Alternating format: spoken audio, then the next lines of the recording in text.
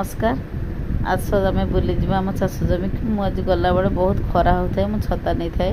और सांगे से मत कहते मुझे आगे तुम गला बेले मो पान भांगी नहीं जीवु। मुझे पान भांगी था आम बड़ जा थे बारियाड़े कहले दे दे मुझे तोर गोटे भिडियो करदेवी। कहले हाँ मोर भिडियो कर ना कौटी जाऊँ मुझे कहली मुझे बिलू को ना आसबन मुझे ना आसबिन कही टाटा करदेली सी भी टे हसीदे तर मोबाइल नहीं कि मुझे हाँ मुझे कही मोबाइल नहीं पुणी गली कियारिकी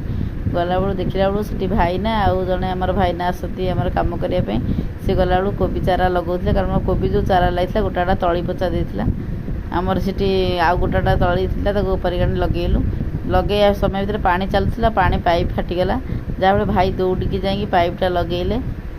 पाइप लगेला आम पुणी पानी आसला पुणी तली पोता होकर पुणी पाइप पानी दिहला क्यारी सेपटे वर्षा जे प्रबल वर्षा उठेलानी भाई पूरा व्यस्त होकर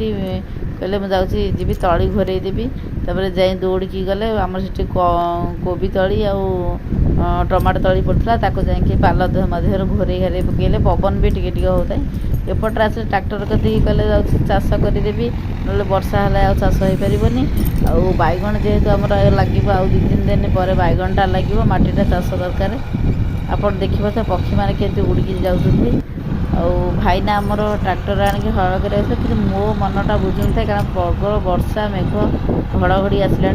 मुझे बारंबार कहता चल घर को जा घड़घड़ी आसे सी जमा शुणुना चाषे पूरा हजि जा बारंबार कहता आस आम घर को जा घड़घड़ी कही ट्राक्टर बुलेले कि मुझे बारंबार कहता जिते खरा जिते चाष कम थी घड़घड़ी माइला माने घर को निरापद स्थान को जीवा रही। धन्यवाद।